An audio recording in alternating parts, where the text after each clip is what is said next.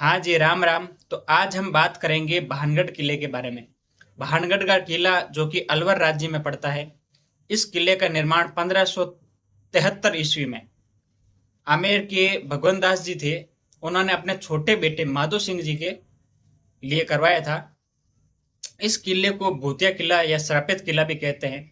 ये भारत राजस्थान का ही नहीं, ये पूरे एशिया का बहुत फेमस भूतिया किला इसको कहते हैं। चलो इसके पीछे की कहानी जानते हैं क्या है। इसके पीछे दो कहानियां हैं। पहली कहानी जो कि रानी रत्नावती और तांत्रिक सिंधिया से संबंधित है, और दूसरी कहानी बाबा बालूनाथ जी जो थे उनसे संबंधित है। तो पहले बाबा बालूनाथ जी वाली कहानी हम जानते हैं क्या थी। जब किला बना रहे थे तब पास में एक कुटिया थी बाबा बालूनाथ जी की। तो वो राजा जी उनके पास गए और बोला कि हम किला बना रहे हैं, आपको कोई समस्या तो नहीं है। तो बाबा बालूनाथ जी ने कहा कि किला बना रहे हो, मुझे कोई समस्या नहीं है, लेकिन इस किले की जो छाया है वो मेरे कुटिया तक नहीं आनी चाहिए। राजा जी ने कहा ठीक है। आगे क्या हुआ, जैसे जैसे उनका वंशज बढ़ता गया, उन्होंने उस किले को ऊपर बढ़ाया और उस किले की जो छाया थी वो कुटिया के ऊपर आ गई, बाबा बालूनाथ जी की कुटिया पे आ गई। तो उन्होंने श्राप दिया कि ये पूरा जो है किला भानगढ़ का वो खंडर बन जाएगा। तो एक तो कहानी ये है कि इसके कारण हो गया था। तो दूसरी कहानी है रानी रत्नावती और सिंधिया की।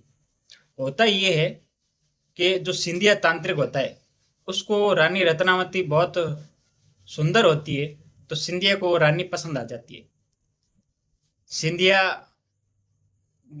ऐसे बाढ़ जो रहा होता है कब रानी बाहर आए और उस पर कोई ज्यादा जादू टोना वगैरह वो करे। तो एक बार क्या है, रानी अपनी दासी को भेजती है मार्केट बाजार में कुछ इत्र लाने के लिए कि जाओ और मेरे लिए अच्छा से इत्र लेकर आओ।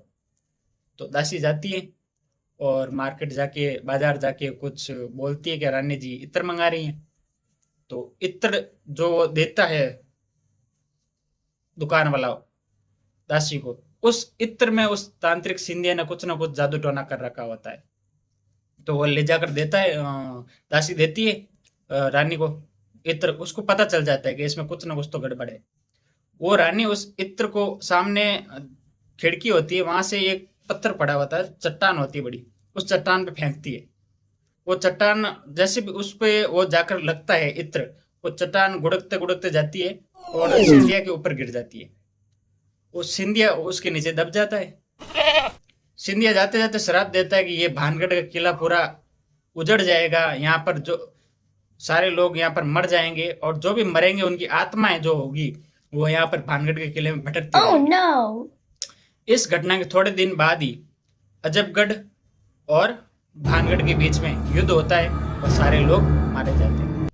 एएसआई विभाग का ये कहना है कि आज भी सुबह 6 बजे के बाद और शाम को 6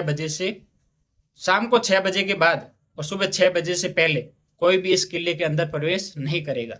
और यहाँ पर आज भी अजीब अजीब सी आवाजें आती है, जैसे पायल की आवाज आती है, चिल्लाने की आवाज आती है। और कईयों का तो कहना है कि यहाँ पर जो छत बनाते हैं वो छत अपना आप नीचे गिर जाती है, यहाँ पर छत कभी पूरी बनती ही नहीं है। तो ये थी भानगढ़ की कहानी।